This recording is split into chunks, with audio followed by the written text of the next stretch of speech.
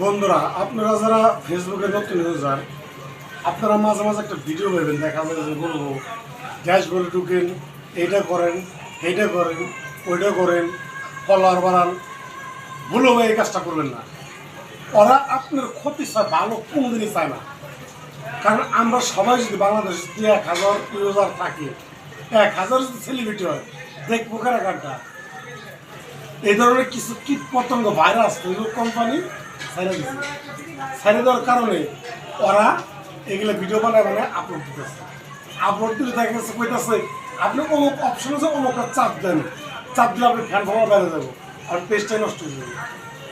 আপনি পেজে like comment share যাইবা আসুন, মনিটেশনও আসবো না, স্টারও আসবো না, আপনার ফেসবুক কোনো ইনকাম হইব না।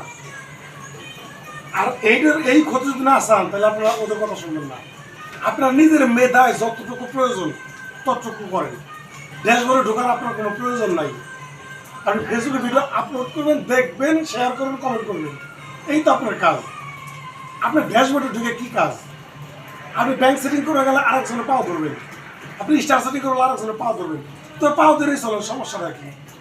আপনি নিজে নিজে বাদবাড়ি করবার যে আইডিয়া হারায়েন না। আর যখন ব্যাংক সেট আপ আসবো তখন কোম্পানি আপনার এসএমএস জানাবে যে আপনি ব্যাংক সেট আপ আইসে, বা ব্যাংক সেট আপে আপনার লাল এই উঠবো বা স্টার সেট আপ আইলে তখন মানুষ ইয়ে করবো।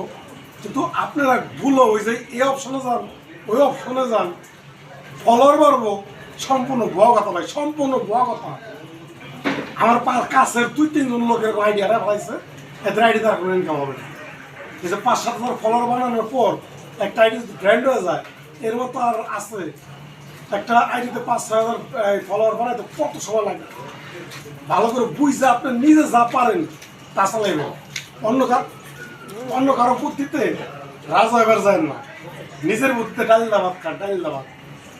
এত বড় রুই মাছ দেখে লাভ নাই ভাই, শুধু অন্যের হাতে থাকবে, নিজের হাতে আনতে হবে। এখনো বললাম নিজে যা বোঝেন তা করবেন।